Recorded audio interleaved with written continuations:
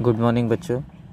आज हम लोग एक टॉपिक पढ़ने वाले हैं जिसका नाम है कार्बनिक यौगिकों का नामकरण, यानी नोमेनक्लेचर ऑफ ऑर्गेनिक कंपाउंड।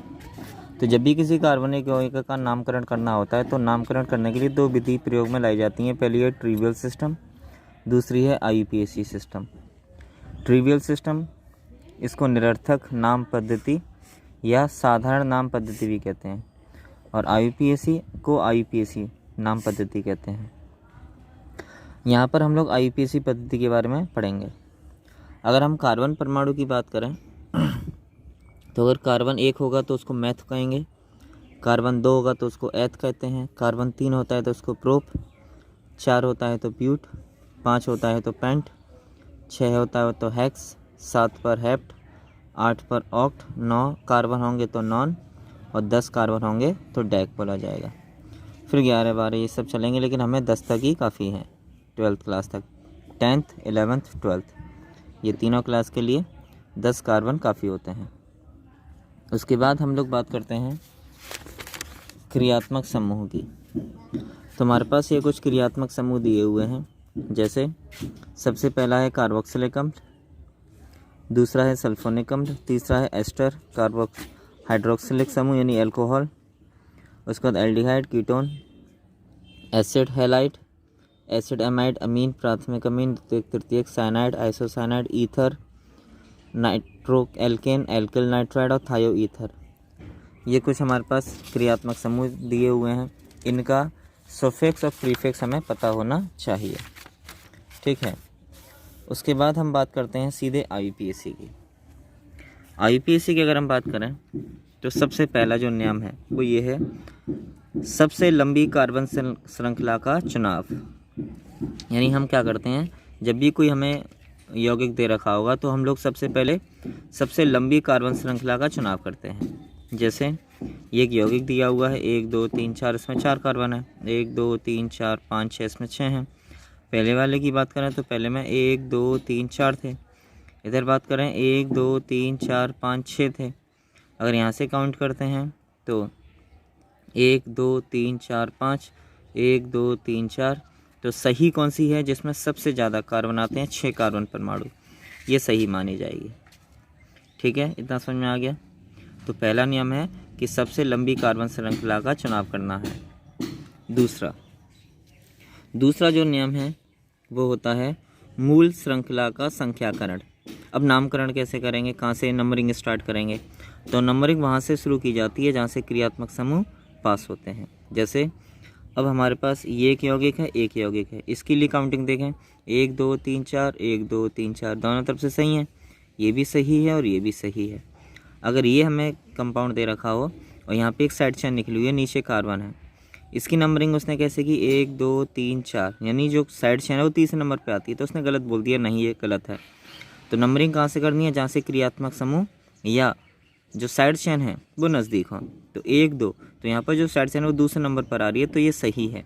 1 2 3 4 यानी 1 2 3 4, तो दूसरे नंबर पर साइड चेन है, तो ये सही हमारे पास काउंटिंग हो जाएगी। संख्याकरण मूल श्रृंखला के कैसे करेंगे, जहाँ से साइड चेन और क्रियात्मक समूह नज़दीक होता है, ठीक है।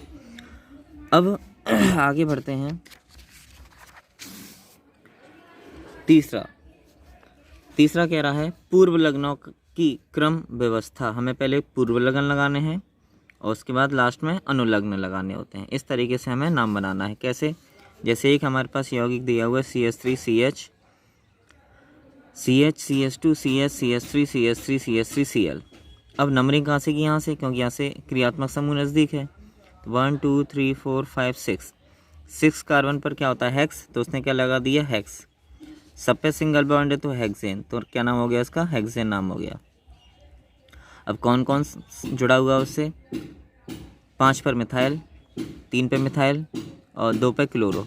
तो ABCD में पहले C आता है क्लोरो, तो क्या नाम हो गया, 2 क्लोरो।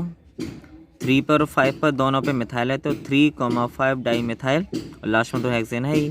तो यही कह रहा है कि पहले हमें क्या करना है, पूर्व लग्न, ये पहले पूर्व लग्न लगाने हैं, फिर उसके बाद यौगिक और लास्ट में सफिक्स, ठीक है।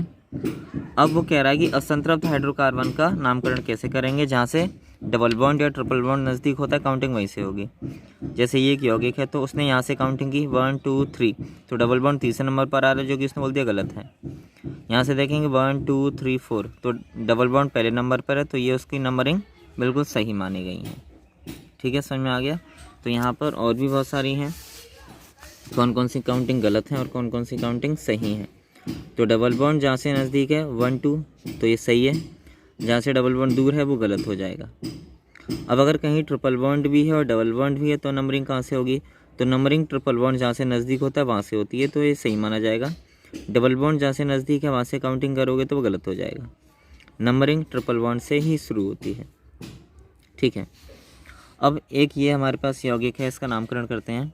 Cl CH2 C Br double bond C Br CH2 Cl, इसका नामकरण करना है। तो काउंटिंग यहाँ से हुई 1 2 3 4, ये तो पूरा यूनिफॉर्म है, कहीं से भी कर लो, यहाँ से भी कर लो, यहाँ से भी कर लो, बात है गई है। 1 2 3 4, 4 पर होता है ब्यूट, दूसरे पर इन है तो ब्यूट 2 इन। अब कौन कौन जुड़ा हुआ है, पहले पर क्लोरो, चौथे पर क्लोरो, दूसरे पर ब्रोमो, तीसरे पर ब्रोमो। तो क्लोरो में C आता है, ब्रोमो में B आता है, तो B पहले आ रहा है ABCD के अकॉर्डिंग। तो 2,3 डाई ब्रोमो, फिर उसके बाद 1,4 डाई क्लोरो ब्यूटीन, ब्यूटीन 2 इन। अब बात करते हैं क्रियात्मक समूह अगर यौगिक हैं तो हम लोग क्या करेंगे। तो ये OH है, तो काउंटिंग कहाँ से शुरू होगी, यहाँ से 1 2 3 4 5।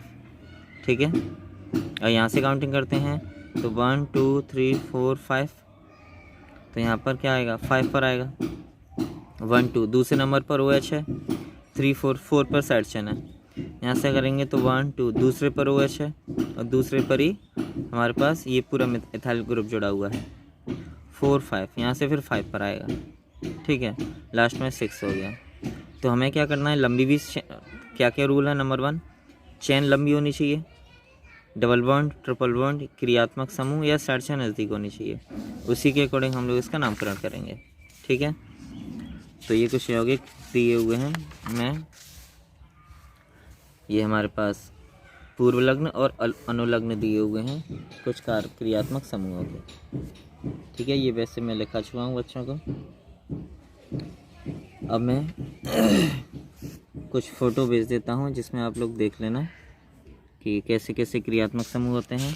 ये बाकी तो मैंने सब सिखा ही दिया है, बस मैं ये लाइन वाले और सिखा देता हूँ। ये इस तरीके से जो लाइन वाले आते हैं, जैसे ये थोड़ा इंटरेस्टिंग है। जैसे X का तुमसे पूछ रहा है IUPAC नाम, तो मैंने बताया था जितने कॉर्नर होते हैं वो कार्बन को दर्शाते हैं। तो यहाँ से काउंटिंग करेंगे 1 2 3, 3 कार्बन। यहाँ से काउंटिंग करेंगे 1 2 3, 3 कार्बन। तो हमने मान लो ये काउंटिंग कर ली 1 2 3। तो 3 पर क्या आता है, प्रोप, तो क्या हो गया इसका नाम प्रोप। सब पे सिंगल बॉन्ड है तो प्रोपेन। अब क्या क्या जुड़ा हुआ है, इधर से एक, इधर से एक, तो दो दूसरे पर एक कॉर्नर एक कॉर्नर, 2 कॉर्नर है और 2 कॉर्नर का मतलब डाइमेथाइल, तो 2,2 डाइमेथाइल प्रोपेन। इसी तरह इसके नाम दिए हुए हैं, मैं इनकी फ़ोटो भेज देता हूँ, बाकी देख लें।